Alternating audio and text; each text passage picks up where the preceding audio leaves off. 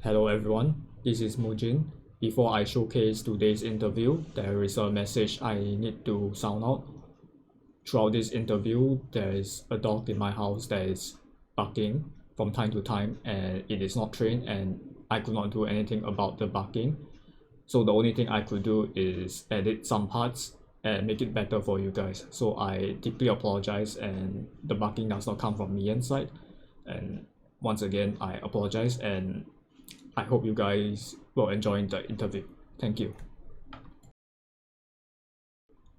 Hello everyone. Today we have Myan, a line artist that's here to share about his artistic journey. Hey Myan, nice having you here. Yeah, I mean, it's nice that you're doing this interview. I get to talk about myself. Well, you get to listen. So Myan, can you tell us about yourself, about your artistic journey so far, and what initially drew you to art? Oh yeah. First of all, I'm Myan. A music major actually, turned artist, and I'm going to be in an animation program soon. I also tutor art for university applicants, mostly North American university applicants, which is quite different from the standard in Asia, where I came from.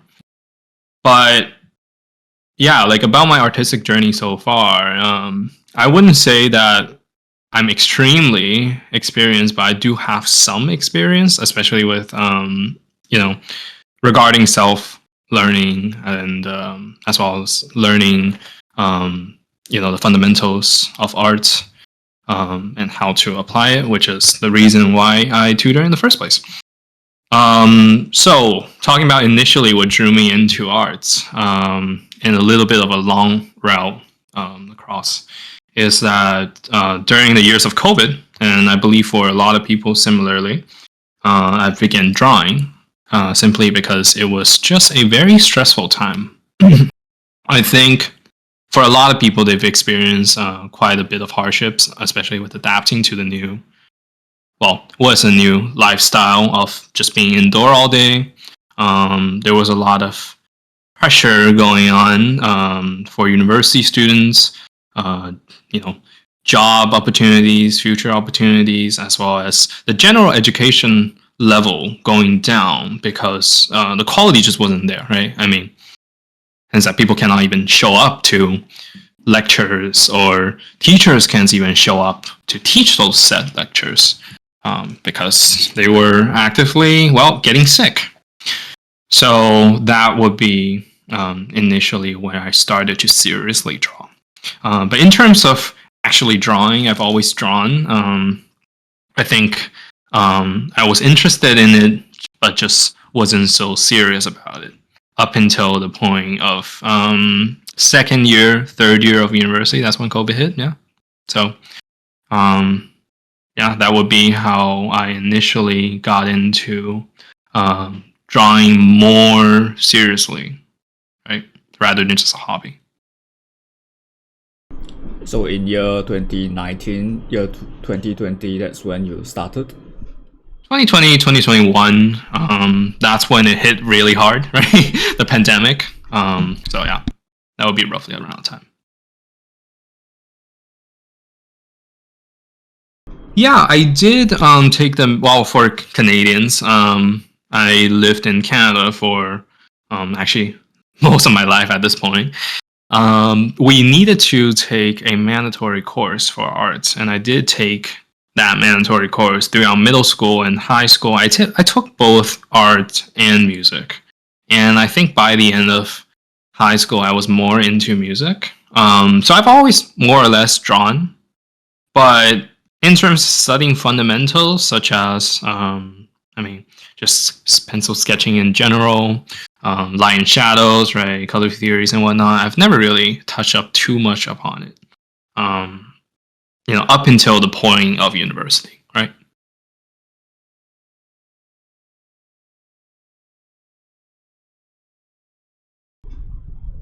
Well, they did touch up upon the basic of perspective. I believe they covered 1 point perspective. They did not even go to 2 point perspective. That's how limited the knowledge was. So I remember vividly doing an assignment that was just a hallway, right? 1 point perspective down the hallway. And it was quite tedious. It didn't really interest me all that much, hence the reason, there's a reason why I forgot about it. So I needed to make up a lot of that work. Otherwise, we did some portrait, some etching, right? Some printing, right? And some sculpture work, I believe, which I wasn't exactly good at because my sense of 3D at the time wasn't there. But yeah, that's about the extent that I went to. It's not a very advanced program because we weren't a artistically dedicated school, but I had a really good teacher. So at least he was somewhat inspiring, I suppose. So speaking of inspiration, are there any artists that influence your work significantly? Yeah, I mean, when I initially started drawing, I told you just now that it was more or less because it was a stressful situation, and drawing was my way of coping with that. And at the time, when I first started drawing, and when I first started getting back into liking arts as well as viewing arts, I remember King Liu, Art of 666K, right? Like that was my he was almost my idol at the time. I almost exclusively studied King Liu.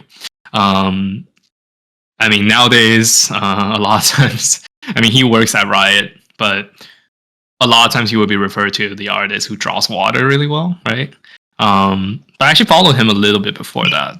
And then he kind of blew up all of a sudden, right? But I was lucky enough to be there in the beginning where he used to post these daily drawings, and I was just so drawn into the fact that he was able to accomplish so much and communicate a interesting image within just a day of drawing, right? Because at the time, imagine how amazing it was to just see that unfold in front of me. Well, not literally, but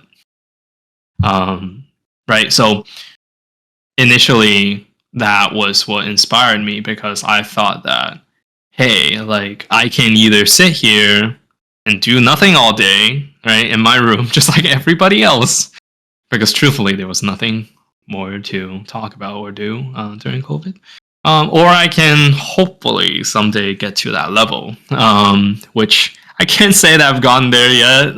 Probably still a long, long way to go. But I think that initial drive that he provided was really important.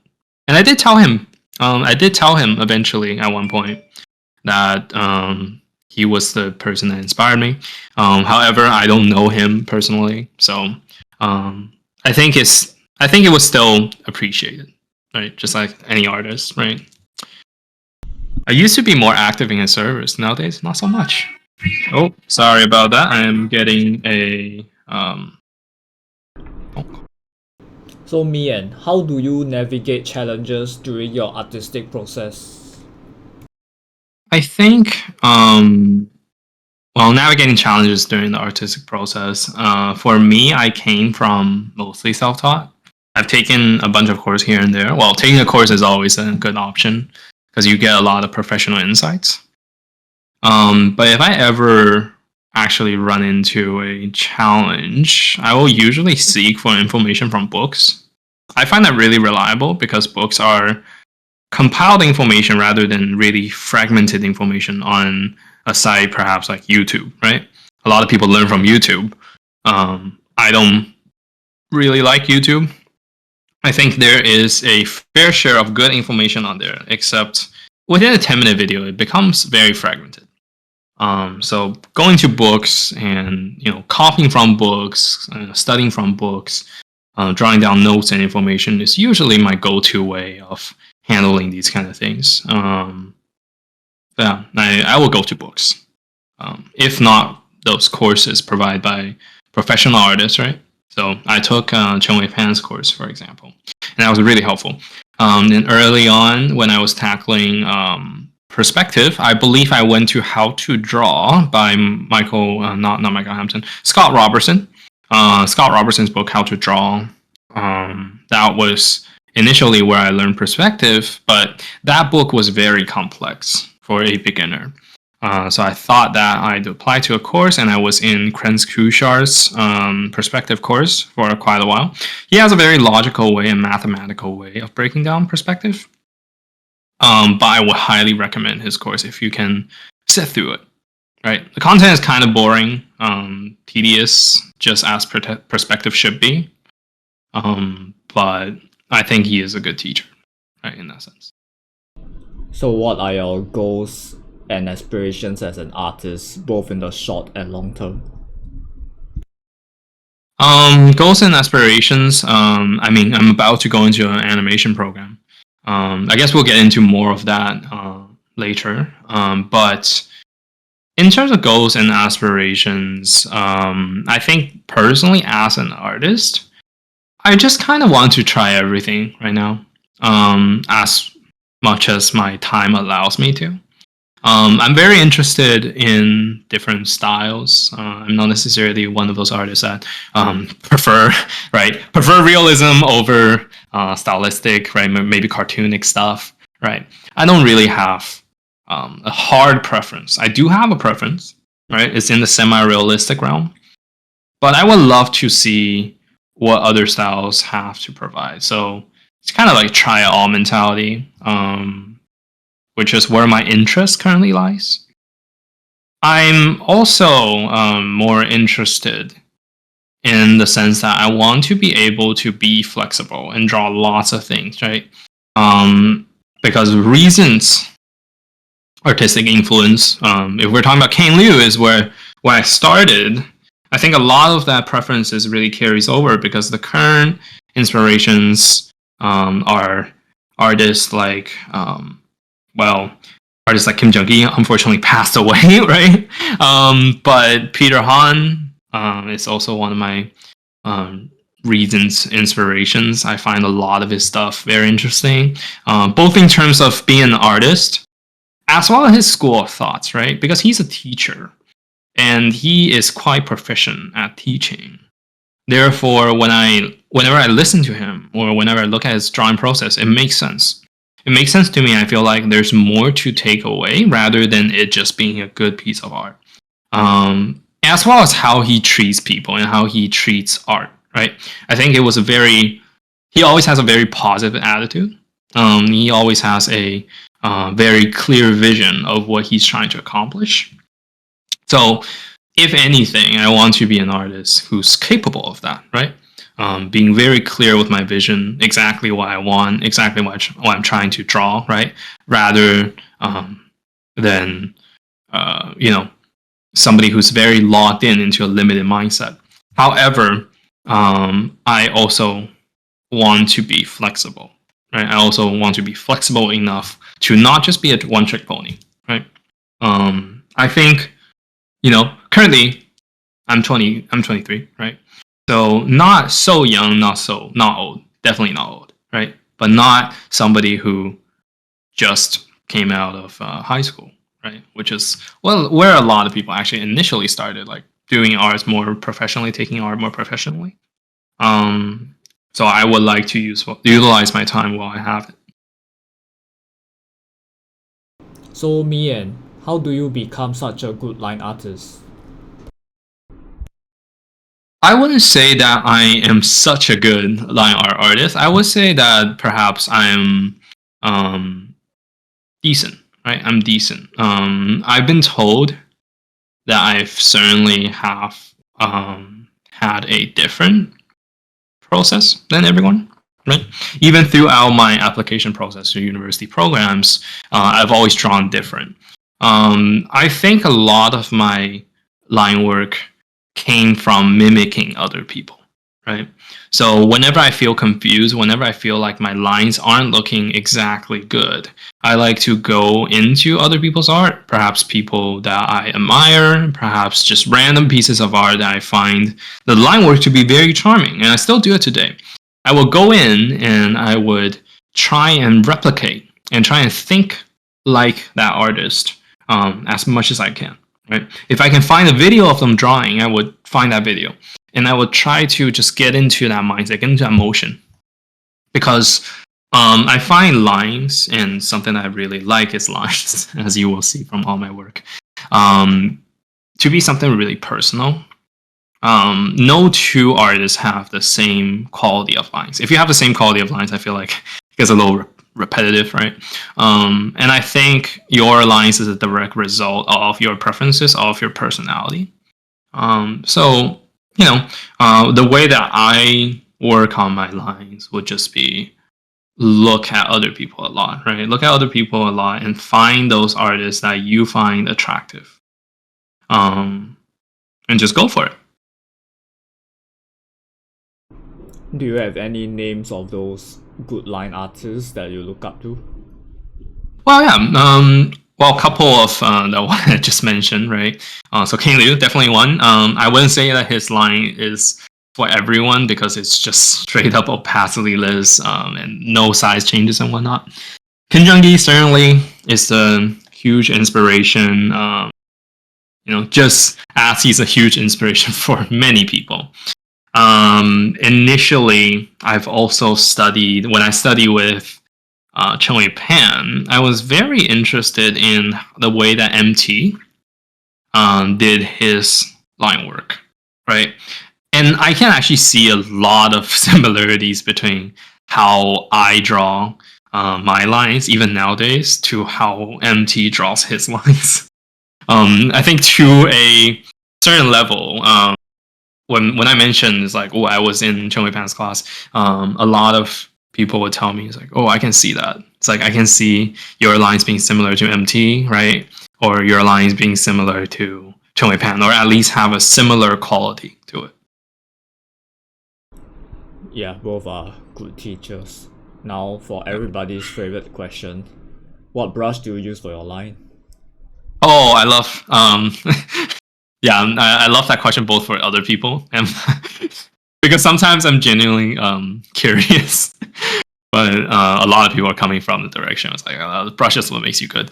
I'm on Procreate, and the brush I use is actually just the standard Procreate HB pencil brush that comes with the program. And I think like when I tell that to people, initially sometimes, especially when they're a student, it's a little surprising because I think Procreate, and programs in general, comes with a lot of good brushes initially. But I think it's the idea that you always have to go out of your way to find something. But for me, I'm lazy. So one day, and if you go into my Instagram, I'm pretty sure you can find the first image I've ever drawn. It was a drawing for Michiru from the Trigger show, Brand New Animal. It was a fan art, and that was the first time I used that brush. But that was 3 years ago, I think. So obviously I came a long way from that. And what I love about the HB pencil brush is that it's such a flexible brush, to the point that you can see your growth over time rather than something that is more rigid. It's a standard round brush. Sometimes you won't see as much personality from stuff like that, right? So with a really flexible brush, like the HB pencil brush from Procreate, you're able to see that growth in a more obvious manner over time. So there was no modifications to the brush? Nope. There's no modification to the brush. The only modification I ever done to it was to increase its maximum size I can go to, which doesn't actually change the brush itself. It just changes how many pixels can you set the brush to, right? So for default Procreate, it's locked at a certain size because Procreate doesn't like you opening big canvases. But once you're on a bigger canvas, you can see how you'll need a bigger brush and you're able to accomplish more. So that's the only thing I changed. But it's basically just a default. There's no difference in terms of how you draw with it. So how do you become so decent at the human form and anatomy? I say human form anatomy was something I always struggled with, and that's what drove me to practice it more. I think initially self-teaching, stuff like this is really difficult to self-teach. And initially I thought I was not good at drawing characters. So I went to Bridgman. Bridgman is one of those books that's highly recommended in a lot of Chinese art education system. It's almost like a default to some point. However, Bridgman is really advanced, and me going in without a teacher and just not knowing what I'm doing produced a bunch of really abstract art that was just not good. But I was a beginner at the time, and I couldn't possibly knew, right? Until one day, I remember I was talking in a group chat, and this professional artist, and he's really good, right? Sandalan, right? Sandalan. He told me, well, he asked me, he commented, he's like, "Oh, what the hell are you drawing?" Right? Which to me, my initial impulse was to be like, well, people, right? But I think the thought popped into my head that what I'm drawing is not really people. It's a twisted version of the human form that is not really quite up to standard. So obviously I was sad about it. But I think that was the initial reason why I was like, I really need to practice this, right? Because I was really embarrassing. So yeah, it came from a little bit of a rough place, but that's where it came from. Afterwards, I just practiced a lot. Found better books. I actually studied Morpho Anatomy for Artists a lot. That's a book I would recommend to anyone. I think is a really good book. I still read over it. And actually, the books has become so old at this point. I probably need to buy a new one simply because all the pages are broken up. But yeah, that's why I would go. So for perspective wise, how do you become decent at it? Okay, so for perspective, Krenz Kushar's course did help a lot. The other thing, I would say I'm not the best at, big perspective drawings. But I think it's very important to understand that perspective can be seen as a math, where, there's two vanishing points, right? That's 2-point perspective, two vanishing points, and everything's going towards it, such as a two-way street, right? Right, like an intersection, right? A lot of the people started with an intersection of a really busy street, and you can see all the buildings going down one way, getting smaller and smaller, the other way getting smaller and smaller. But that is a very strict way of understanding it. Definitely good for beginning to understand perspective. But after, I think you need to do a lot of observational drawings, and just even when you're not drawing, and this is something that's recommended by Kim Jung-gi, this is not me, right? But I just took it to heart, is that when I'm on the bus, I would just take a look around and observe, take it in and observe how the environment around you is changing when you're walking around, or when somebody's walking away from you, right? How is their perspective changing in that 3D environment, right? And being able to understand it internally, what something should look like at a certain distance. I think that is arguably the more important thing, because to be able to measure everything all at once is just impossible.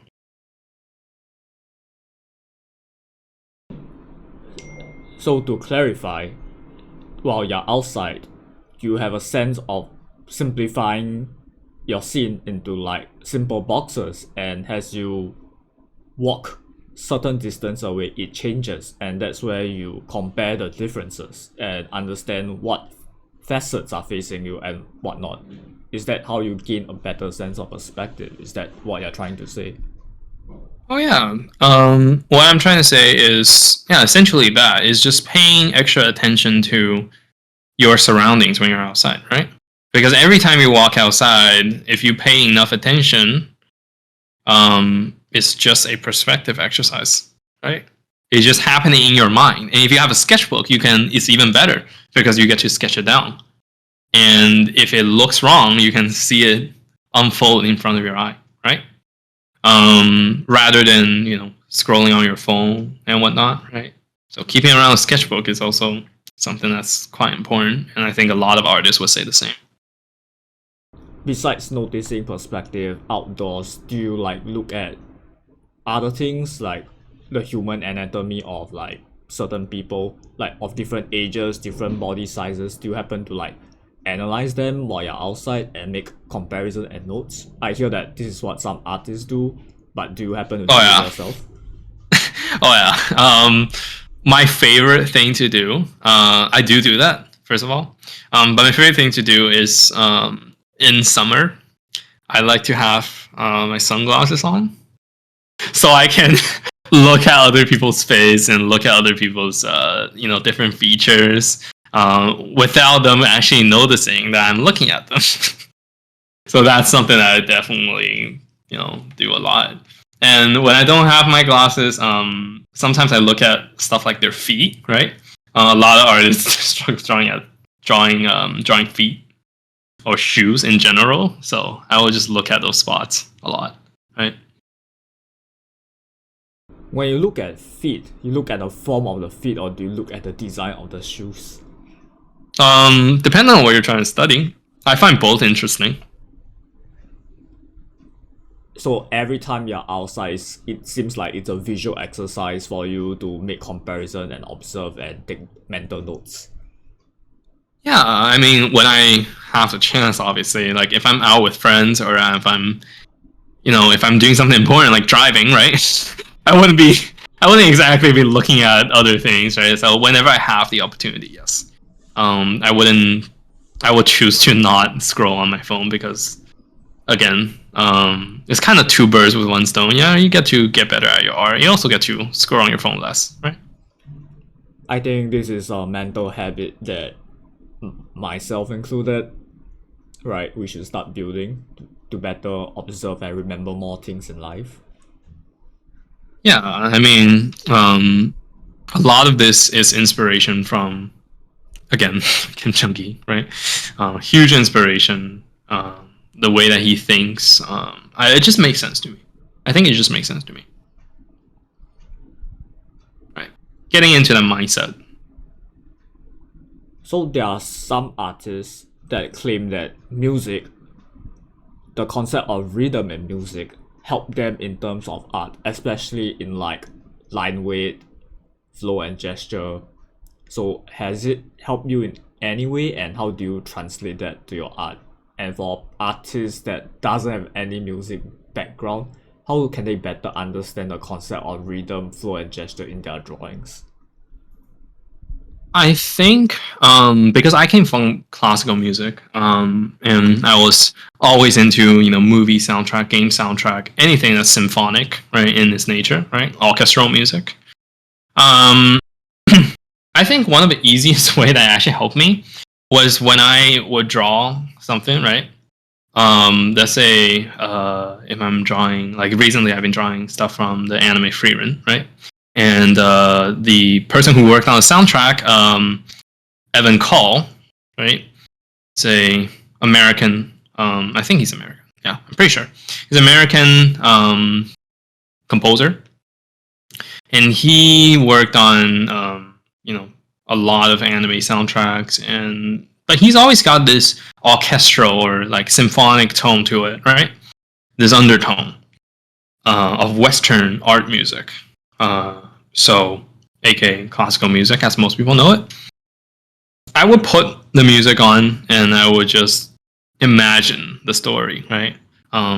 Imagine the characters, and that helps me to get into the mood. So that's one of the easiest way that you can utilize music without actually understanding music, right? Is to just use it as a background to immerse yourself It's really fun to do as well.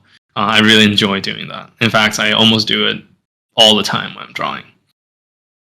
I say that the other way that you can understand music is learning the basics of music theory, right?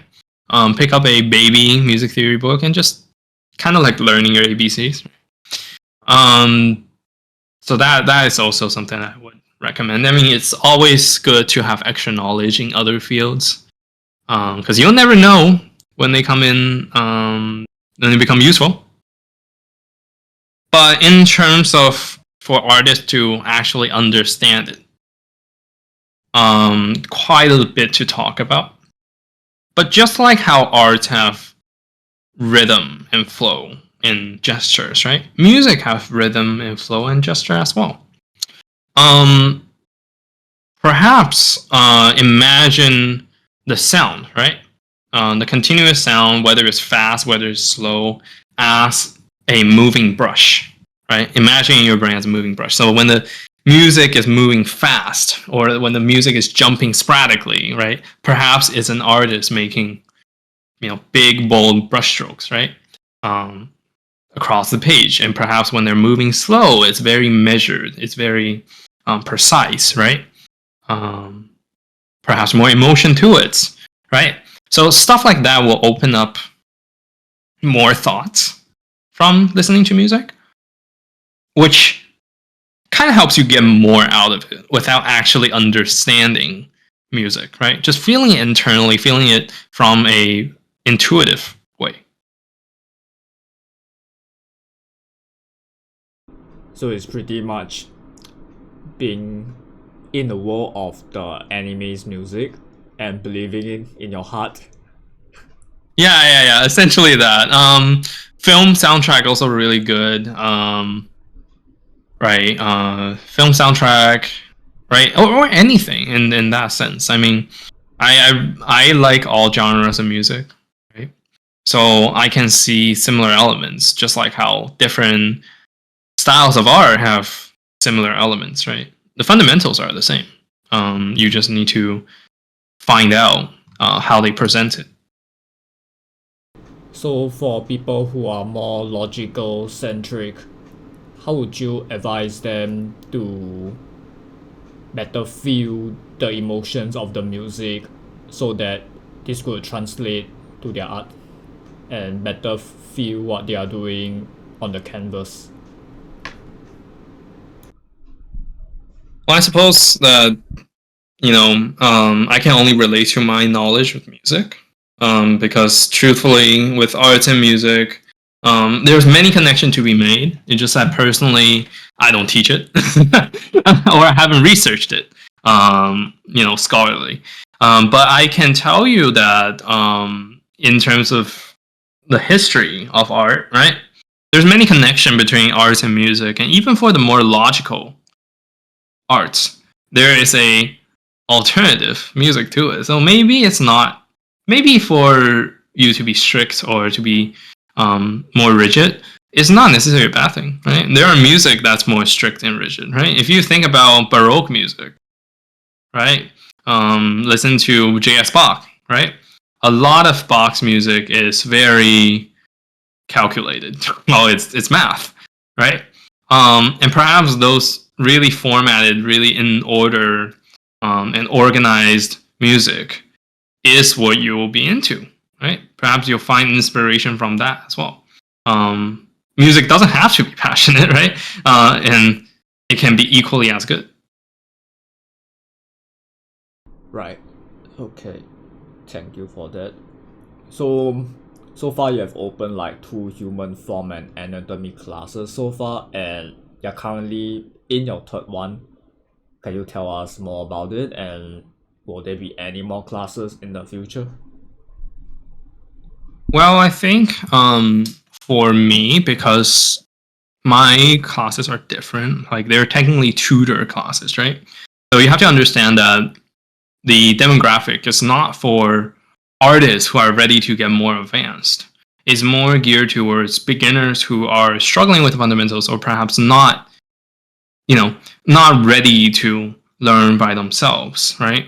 So a lot of them are university applicants, especially in North America, where applicants don't have settled structure like they do in Asia, right? Which is a pro and a con. But in the end, I think what I'm trying to provide is, it's a way to teach them how to study and make sense of fundamentals, even by themselves. Hence the reason why I don't run long courses like a lot of student tutors, right? A lot of student tutors, and there's a lot of them, runs tutoring sessions weekly, right? I don't do that because I find it like I'm almost trying to milk money out of my students, right? It becomes unaffordable at one point because each one of these sessions will end up costing what, $55, $60, right? And it's just not very realistic for high schoolers to pay that. But so my goal has always been, since I came from self-taught, since I kind of understand what kind of roadblocks, what kind of wrong path you'll go down, right? I'm there to help you overcome that, or help you fix that, or help you spot where those mistakes are happening in terms of how you're improving your arts. So I think initially there's always a sense of hesitation or a sense of doubt, right? About like, oh, you're technically still learning, right? You're technically still learning. You're not a professional artist. You're not a professor. How come you're doing these, right? Well, first of all, I'm doing these because many others are also doing it. But it's more of a common thing in North America, I think, rather than other places around the world. The other thing is I'm just there to provide my experience, right? And if somebody finds my experience helpful to them, right, then they find it helpful. If they don't, then, well, they don't. But yeah, in terms of the classes, currently I just have figure drawing and anatomy because a lot of my students are applying to Sheridan College in Canada for animation. It's quite a renowned program, and every year there's many, many applicants. And figure drawing tend to be one of those things that they struggle on because it's got so many components. And to being able to juggle it all at once is very difficult, right? So for a beginner who tries to do it the first time, they'll fail miserably, right? And that's a huge dent to their confidence as an artist. So part of the goal or trajectory of my course is being able to help them overcome that initial struggle and being able to rationalize it more. I would love to do more of these as I gain more experience in the future, but I think I'd rather move steadily. So until I am confident that I can deliver a good job and deliver the content I'm trying to deliver with enough credibility, I will not open more. But once I do, I will not hesitate to do it, simply because, it's also my own little business, right? Speaking of Sheridan and its animation course, why do you want to apply there as an animator, and why do you want to be an animator? Is there like a reason? Yeah, many reasons. So some reasons goes back to what I previously talked about. Sorry, let me just take a drink. So one of the reasons being that I'm my huge interest in trying out different art forms, right? I talked about how I want to be flexible and I want to experience it, right? So animation being one of those things that I've always watched animations, right? I always loved Hayao Miyazaki's films. I know it's cliche. A lot of people, again, these are huge inspiration to a lot of people, but I think there is inherently a lot of artistic expression in those kind of films, right? More so than the Disney films. A lot of my fellow applicant friends, or even friends from Sheridan, they are really into the whole Disney style. I'm not so inspired by that. I can appreciate it. I know why it's good. However, I think there's something about Miyazaki's films that that resonates right with me. Which he's not the only one. There's many other animations that I feel that too. Whether if it's just a standard seasonal TV feature or short films, right? But yeah, I think a well done animation has always been enjoyable to me, and I would like to know more about that process. That's first of all. The second of all is that I'm a very line heavy artist, and I think I would like to utilize my strength while I'm at it. Well, I still have enough. Like, it's kind of like buying myself enough time to develop my other skills as well, right? Because to be honest, when it comes to color, truthfully speaking, I don't think I'm all that good. So I do think I need, to focus on what I'm good at while giving myself some time to strengthen up my other skills as well. So by attending an animation course, you're just exploring your journey as an artist. And also be able to learn. I feel like animation is also one of those things that you get to work with a group of very inspiring artists, right? And I think getting yourself out there, talking with other artists, is arguably just as important as that idea of expanding your horizon, or just seeing what's out there is arguably more or just as important as grinding fundamentals as your own, right? Because in the end of the day, if you're going to work in the industry, I feel like you're going to, one of the important skills to be able to work on something with fellow artists. And having that team building experience, or just interacting with others, always seems very exciting. So with the newly added skill of animation added under your belt, with all these skills, what is it that you want to do in the future? What are your dreams as an artist? I think that, like ideally, if I'm going down the route of Sheridan, and Sheridan is quite good at that, I would go into the animation industry. If I find it appealing, right? If I find it appealing, who knows how Sheridan is going to go? And I think to me, that's important. I know it might not be the school of thoughts that resonates with everyone. It might not be agreeable with everyone, right? Because some people like to have a very clear trajectory. To me, it's more of, here's all the artistic skills. I'm going to make use of my current skill set, right? So what's my current skill set? I can be able to tutor. I'm not able to tutor or teach advanced artists, right? Because I'm not there yet, right? Like, some of them are better than me, right? But I'm able to provide beginners with a good enough stepping stone, right? For a relatively decent price, right? So there's me utilizing my current skill set, right?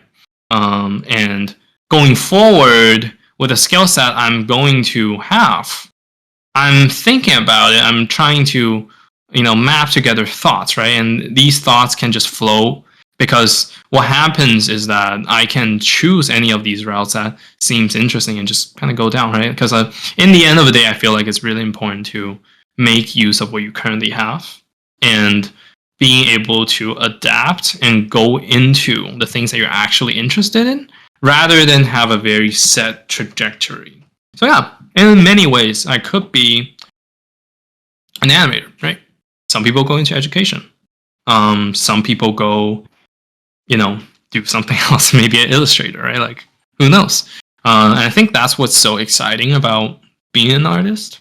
A lot of people talk about the instability of being an artist, but I think in the end of the day, it's very exciting as well, right? That's kind of a trade-off that you get, is that there might be some instability, but as long as you manage it well, it's also very exciting. So I know that English is your second language, but over the years, how did you become so good at English, and even as a clear communicator, how do you reach this point? I think in terms of English, it was more of a natural process. Unlike many Asian parents. I think like first generation immigrants. My parents were never really into the idea of educating me outside of school. I don't think they particularly cared, which I cannot blame them because, I mean, everyone have their flaws, and while I would have appreciated those opportunities, I don't think I had them. I was fortunate enough that there was many English teacher in my middle school years as well as high school years that made it easier. But I don't think it was a very artificial process. I think it was me opening up, talking to people, which goes back to the idea why like meeting people is so important, right? Because even for something like language, right? Something I should be able to speak in North America, I don't think it's possible to learn it just from books and techniques alone. In terms of communication, I've certainly gotten, it's a combination. I think first it's like getting over the fear of talking, which is a huge part. I had a really thick accent. I still do have a little bit of an accent whenever I talk. But I had an especially thick accent, and I got made fun for it. So for a lot of it, I never bothered to fix it. It kind of went away gradually by itself. But partially, the reason why it took me a long time to learn English was because, kids wouldn't stop making fun of me, right? Other kids wouldn't stop making fun of me. But once you overcome that fear, you start to open up a lot more because you realize that there is really nothing to lose, or you can't really lose anything from opening up, right? The other thing that helps with music, because in music you're constantly expected to perform on stage, a lot of the times there's like 100, 200 people sitting in front of you, and there's a whole orchestra, 50 people are looking at you at the same time. And when I got to play first chair in orchestra in my third and fourth year, that was especially stressful because in the entire orchestra and with the audience full of people, there's only 2 clarinets. And sometimes there's only 1 clarinet because you're the one with the solo. And you're playing this grand solo, and there's the conductor, you, and the audience. So if anyone messes up, chances are it's going to be you.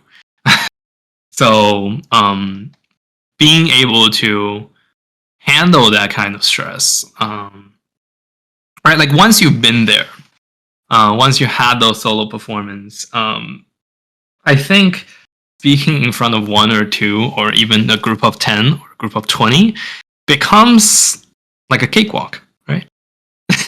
Because what is 20 people and and just casually talking to them, that seems light in comparison to a whole crowd of audience, right?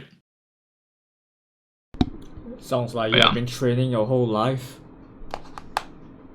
Well, I'm kind of conditioned to it. I mean, in terms of clear communication, I still don't think, like till this day, I still don't think that I communicate everything too clearly.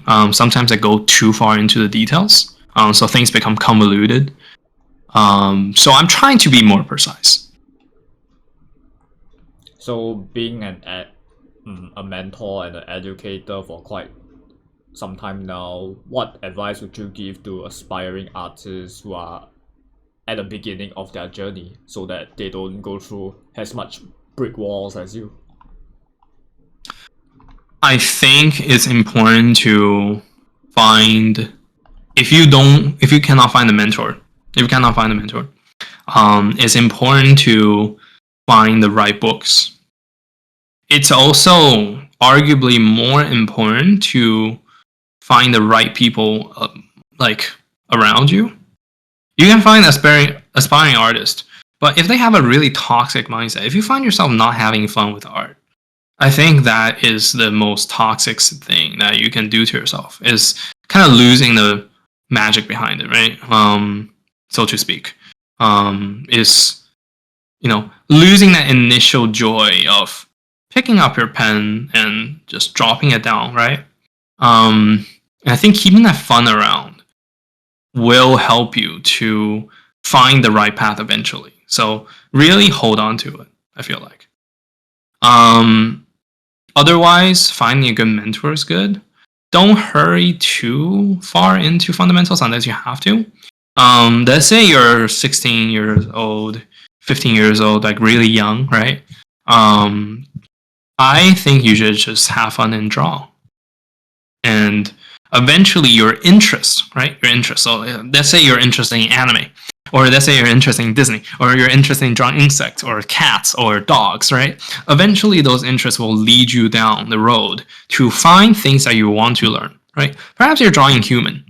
Perhaps you've been drawing faces and you're like, oh, these faces aren't going too well, right? That interest will naturally lead you to want to learn more about anatomy, rather than being very artificial. It's like, oh, I hate drawing humans, but I know anatomy is good. I should learn it, so I'm gonna go ahead and learn anatomy, right? Like, and that seems very artificial, and you're gonna find yourself in a lot of trouble, because you're gonna find that you're losing that passion, you're losing that fun, and it's not sustainable.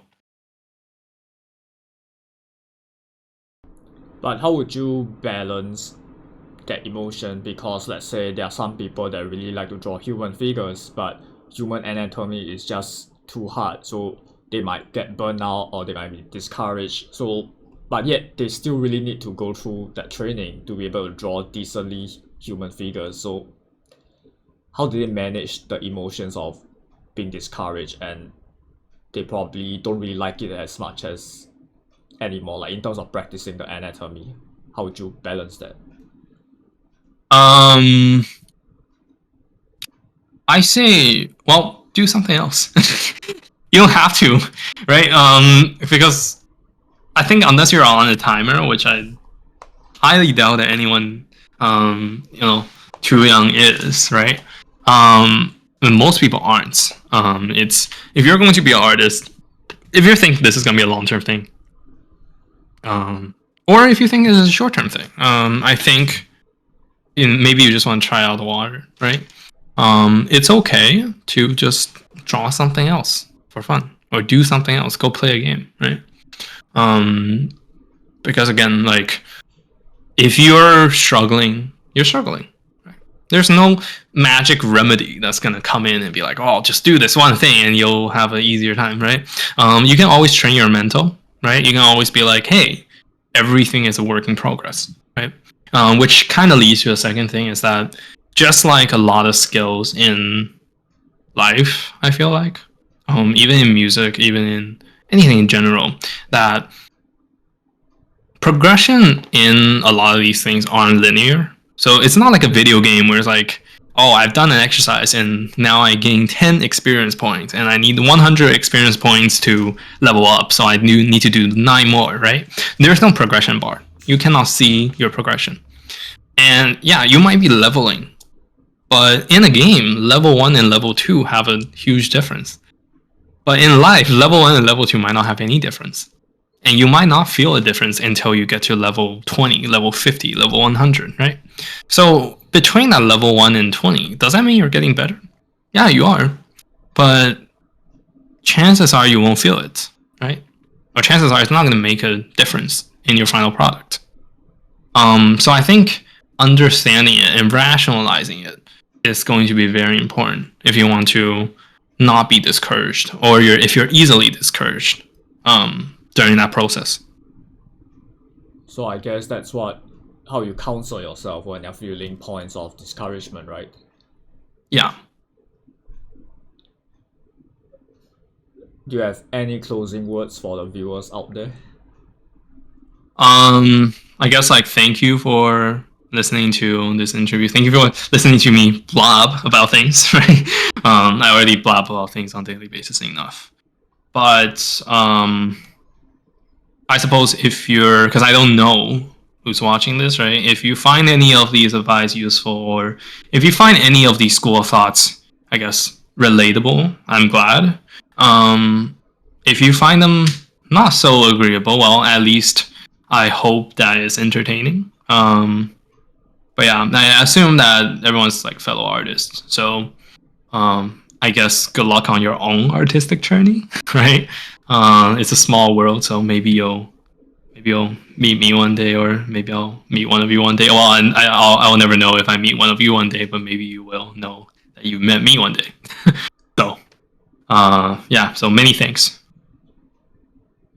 Well, one more bonus question. Can you tell us more Mhm. about your quote? It's in Chinese. 相信的心就是你的魔法. Oh, 相信的心就是你魔法. It means a believing heart is your magic. It's from the show. It's from the show Little Witch Academia, right? I really like the quote because it almost represents that standard answer that you get from somebody. It's like, oh, how do I it's a universal answer, right?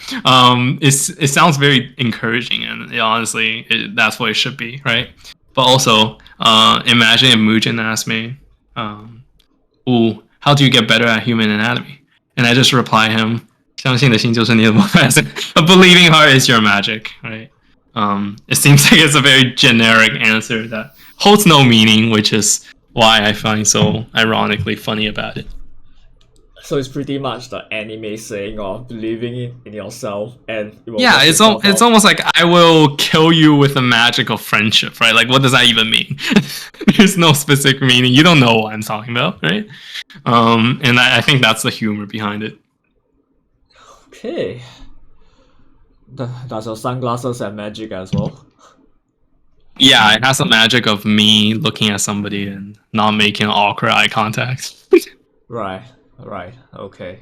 All the best in Sheridan for 4 years. Yeah, 4. Right. Okay. Thank you, Myan, for the time. All right. So on that note, I guess we'll be closing. Yep. Thank you so much. All right. No problem.